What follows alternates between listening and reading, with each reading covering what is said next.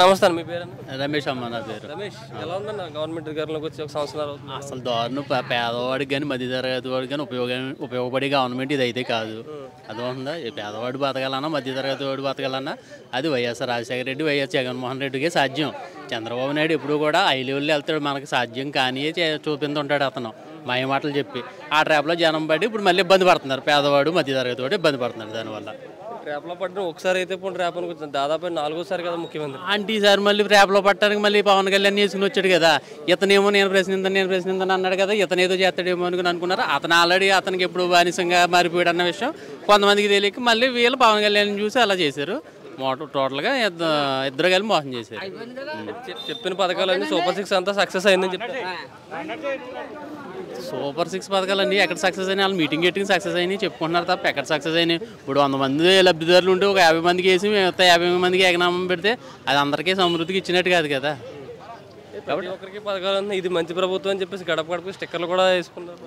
స్టిక్కర్లు వేసుకుంటాం ఏముందిలే అన్న, పథకాలు అయితే ఎవరికీ అంత అలాగే అందట్లేదు.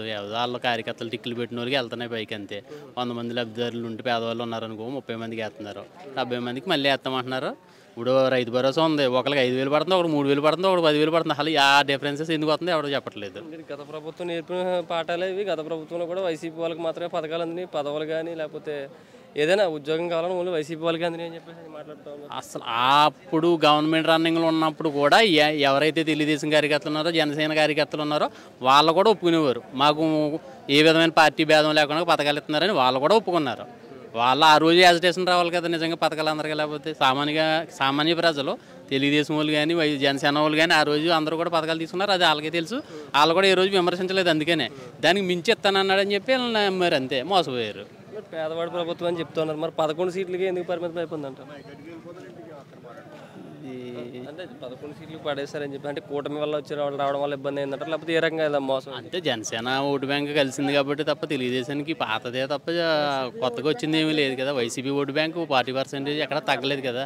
జనసేన పైన ఏదైతే 30,000 25,000 ఉంటాయో అవి వచ్చి కలిసినాయి ఆడైనాయి అంతే. ఎలా ఉంది సార్ 29లో అన్న మళ్ళీ గవర్నమెంట్ వచ్చే ఛాన్స్ ఉందంటే? 29లో కాదు, ఇప్పుడు పెట్టినా మారిపోతుంది. ఇప్పుడు పెట్టినా గవర్నమెంట్ మారిపోతుంది. 29 వరకు ఎందుకు? ఇప్పుడు పెట్టినా గవర్నమెంట్ మారిపోతుంది. సంవత్సరాల్లో అంత విరక్తి వచ్చిందంట ప్రభుత్వం జనాలకి మోసపోయామని క్లియర్గా తెలిసిపోయింది. తెలుగుదేశం వాళ్ళు బయట తిరిగితే జనాలు కొట్టేలా ఉన్నారు, వాళ్ళు తిరగట్లేదు కానీ. అది అంత దారుణంగా ఉంది. మీరు చేసే అలర్ని తట్టుకోలేక ఇవన్నీ పోలీసులు అయి పెడతా ఉన్నారంటే ఎక్కడ పడితే అక్కడ. ఎక్కడైతే వైఫల్యం ఉందో అక్కడికి వైసీపీ కార్యకర్త వెళ్తుంటే అక్కడ అడ్డుకుంటున్నారు, అది జనాలకి వెళ్ళకుండా అంతే.